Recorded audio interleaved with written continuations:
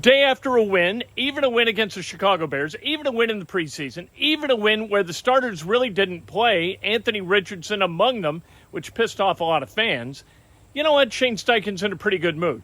Winning is better than losing, even in the preseason, even to the Bears. Today, Shane Steichen on Zoom made a little bit of news today. You guys got me? Good afternoon, Coach. How we doing? How we doing? Good. Real quick, I'll just start off, had a chance to review the film. I thought our guys played hard, showed some grit, showed some toughness at the end to come back and win that thing, and was pleased overall with the effort that we played with. Thought it was good. We made good strides and got to continue to make strides. On an injury note, JoJo, he was evaluated this morning. He's in the protocol for the concussion deal. So with that, I'll open up with questions. We'll start with chat. Coach, preseason wins, losses, does it mean something or not? Yeah, shoot, it's you always want to win, right? You play to win. It's important, right, for the team, important for the morale. You want to give great effort, but yeah, when you go out there, you want to win football games for sure, whether it's the preseason or the regular season. Raven. Coach, roster cuts are in less than 10 days. So for guys who are kind of on the bubble, what do you want to see from them this week against Philly? Competition, just competitive nature. It's going to be tough. We're going to have to make some tough decisions here in the next couple of weeks. But just go out and compete and show that you belong every single day. Kevin. Shane, will JT travel to Philly with you guys? Yes, he will. Yep. Then Raven brought up your roster cuts a week from Tuesday. Have you guys thought about keeping him on PUP at all, or is that in the discussion? Yeah, we're still working through all those things right now. Obviously, like I said, when he's cleared 100%, he'll be out there. James. Dan, I'm just curious. I know Anthony didn't play last night, but what's like the learning process throughout that game? I know he had like an earpiece in. So what is he trying to get from that? Yeah, he's taking those mental reps on the sidelines. It's always good to go through that mental process. So obviously taking that rep on the sidelines, going through that process here in the play call, and seeing it visually on the sidelines is good. And then obviously we get a chance to come back in tomorrow and review the tape with these guys and learn from it and get better. Steven. Hey, Shane. Just Josh Downs, you've talked about him already, the impression that he's made, but I'm wondering just like when you're playing in the slot and you're playing inside, particularly as a small guy, like what's the skill set and does it take a certain amount of like fearlessness, to play in there and do the things that he does? Yeah, I think so. I think the best slots around the league just have a natural feel in there. They really do. There's different, you got man-to-man coverage on nickel guys. You got, matchups on linebackers. You got guys blitzing off the slot that you got to adjust your route to. And I thought he's done a tremendous job along with Isaiah and the rest of that crew. He's coming along good. He's seeing it good. And we just got to continue in that trend. Do you have to have like a certain football IQ to be able to do all that? You feel? Yeah, I think so. I think you do. And I think, like I said, I think there's a natural feel in there.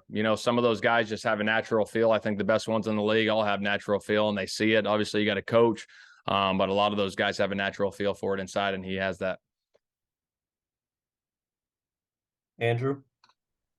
Shane, what will it be like just for you to go back to Philly, and just how exciting is it to see some old friends that way? Yeah, no, it'll be good. It'll be good to go back and see some guys, but it'll be good just for the work to go against another opponent again and see some different looks for our guys. I know it'll be competitive on Tuesday's practice along with a game on Thursday. So looking forward to it as a whole. Go ahead, chat. Shane, with your experience with different quarterbacks, what you've talked about, what with your work from Jalen, what can you take from that to kind of work with a, I guess, similar skilled quarterback? What do you take from that to help you with this?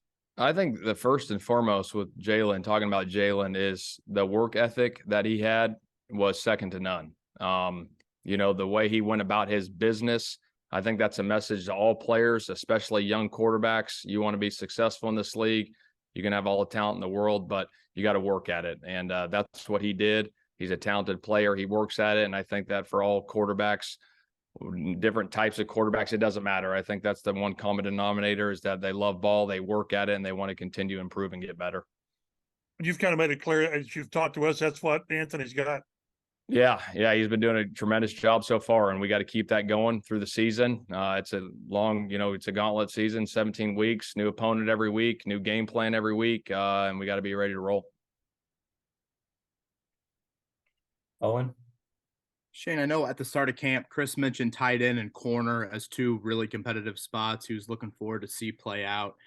As you head into this kind of final week plus, where are your eyes at? Kind of real competitive position battles you still see up in the air? Yeah, I mean those are the two big ones. The corner spot, obviously, the tight end spot. I know some guys are banged up at tight end, but always going through that process, seeing where guys are at. Same with the corners. Who's going to be that fourth, fifth, sixth wideout for us. There's going to be some tough decisions to be made, but again, we got another good week and a half to figure that out. Joel? Do you feel like you need to have 6 wide receivers on a roster? Could it be 5? And what are you kind of looking for from those last couple spots? Yeah, I mean, obviously they got to have special teams value, on those spots, that fourth, fifth, sixth wideout, whether it's 5 or 6, or 3 or 4 tight ends. We'll make that decision when it needs to be made, but those guys definitely got to add special teams value. Raven? And Coach, you just kind of talked about the cornerback battle. And so Juju Prince is a guy, you guys drafted him fairly high. He kind of got a little bit of a late start to everything. How do you feel like he's picking up the defense and kind of finding his role on the team? He's good. He's done a nice job so far. He shows his physicality that he showed in college at Kansas State. And then now, getting him out there with the guys, just how physically he's been playing has been good to see. And then Rush and Jones and Bake and Flowers. I mean, all those guys, it's a competitive group, and I like the group. And again, there's going to be some tough decisions to be made, but like where everyone's at. Last one for James. Shane, how do you evaluate the tight end room specifically when so many of the top guys have been banged up, like Drew Ogletree, Jelani Woods, Marley Cox?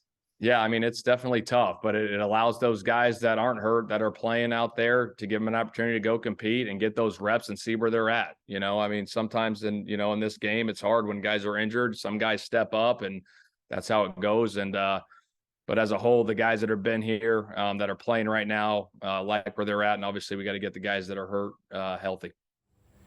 All right, that's Shane Steichen just a few minutes ago talking about, I thought most importantly, Jonathan Taylor, and that he's going to travel to Philly.